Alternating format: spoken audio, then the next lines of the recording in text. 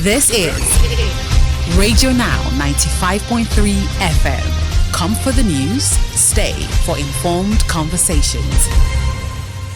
Next, we turn to Kogi State, where the Kogi State Government has described the homecoming rally for Senator Natasha Akpoti-Uduaghan and her supporters in Okehi Local Government Area of the state as a security breach and a violation of its ban on political gatherings.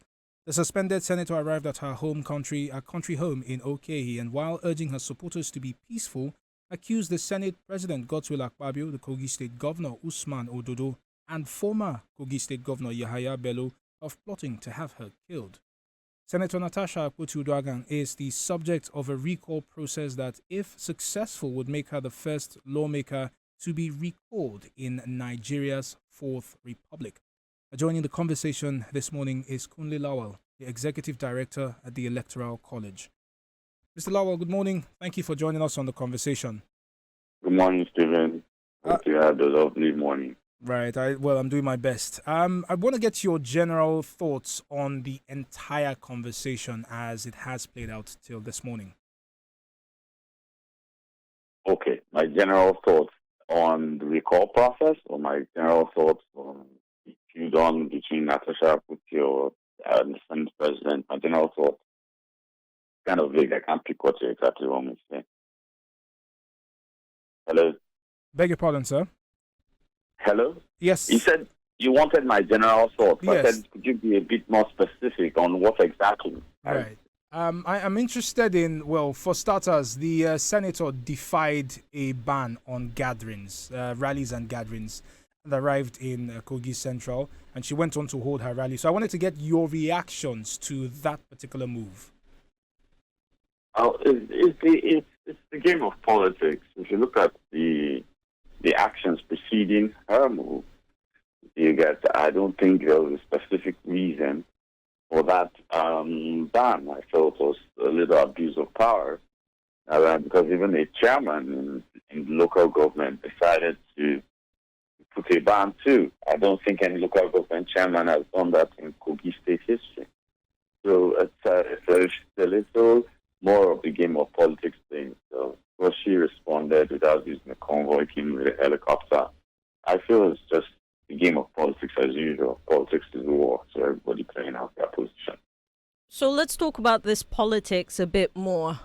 Yesterday, she did touch on the recall process at the moment, including saying that she thinks what INEC was doing is essentially helping people identify the right way of recall. It's arguable that INEC has some powers to be able to do that because it is educating the citizenry.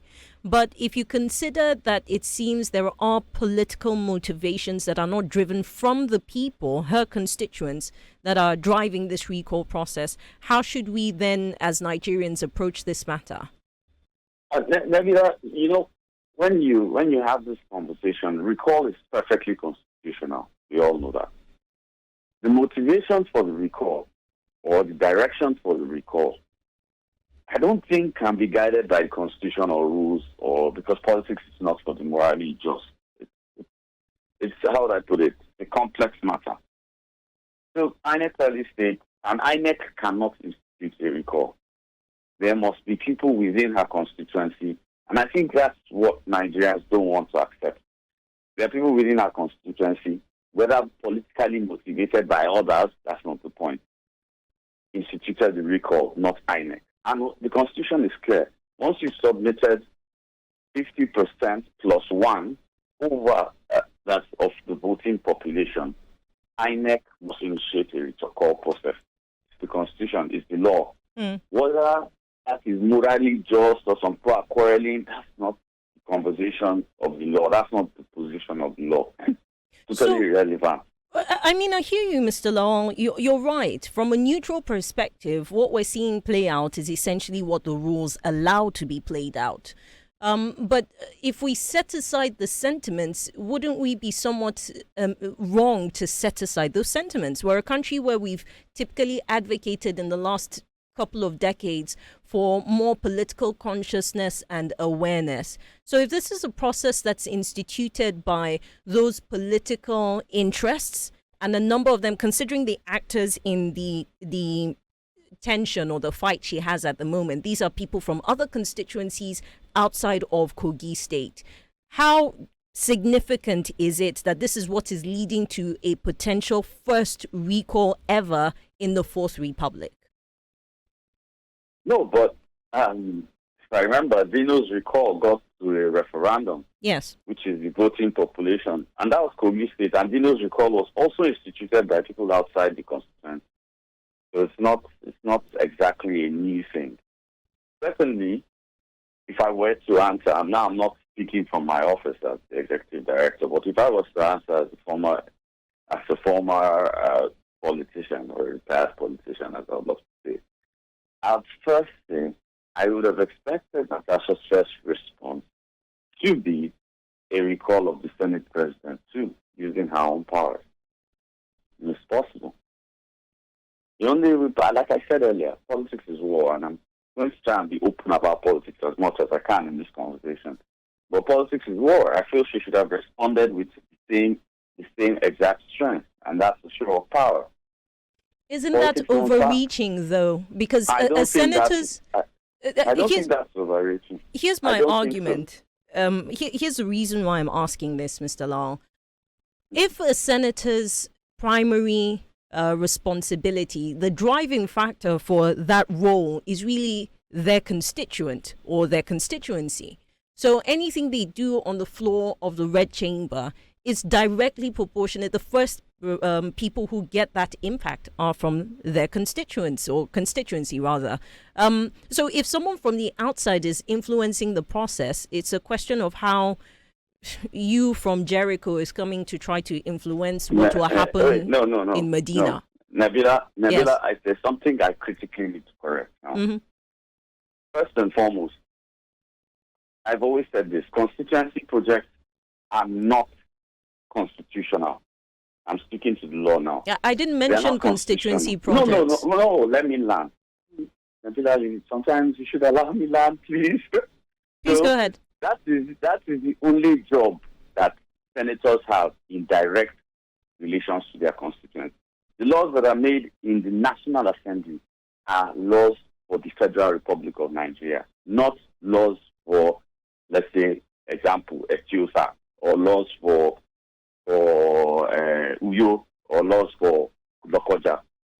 So directly, a senator, and that's based on the laws of Nigeria, does not effectively deal with their constituents. They don't even deal with their constituents directly.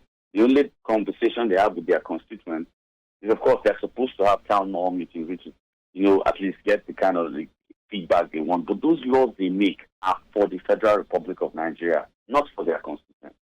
You're right there, but it is the interests of their constituents that drive whether or not they support those laws, isn't it? What I'm trying to clear up is the relationship between constituents and the reason why senators are more federal, or National Assembly are more federal than they are. Yes, they are elected by their constituents, but their primary responsibility, which is oversight and making laws, which are their primary responsibilities, are on a federal level, not a constituency level, not constitutional, not only within a breakdown of a particular part of the country. And I hear you, Mr. Law. You're right. Laws that are bills that are passed and then signed by the executive and become law. This is happening at that national level.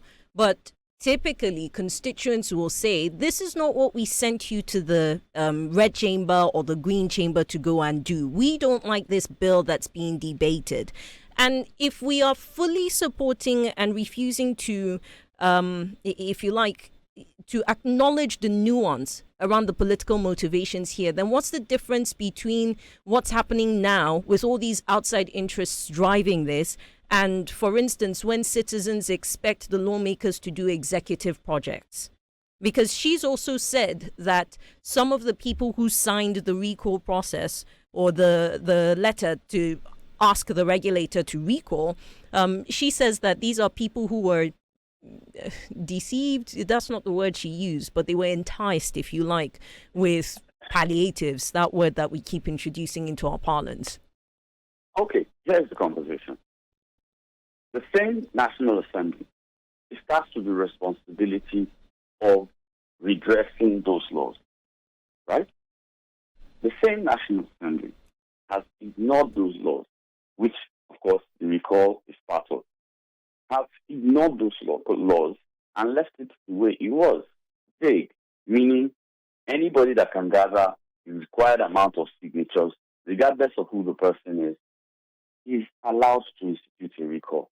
That is a failure of the National Assembly, not a failure of someone deciding to choose to follow the step-down laws of Nigeria. I don't make the laws; they do. So if that piece of law at this point in time is something that will be looked into, maybe because of this issue, and I think it is a win. But I do not think, and that is my own personal opinion, I do not think that with the law constituted, there was any law broken and that's my personal opinion. I do not think any law was broken. Of course. With the recall. Mr. Lowell, it's been a pleasure speaking with you. I understand that we are out of time at the moment, but I'm hoping that we can do this and speak a lot more at a later hour. Thank you so much for joining us. Kunle Lowell is Executive Director at the Electoral College, joining us to discuss the politics and the legality of the recall process that's underway at the moment, seeking to recall Senator Natasha Akpoti-Uduaghan, who represents Kogi Central Senatorial District in the Red Chamber.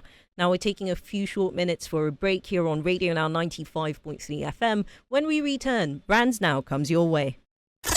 This is Radio Now 95.3 FM. Come for the news, stay for informed conversations.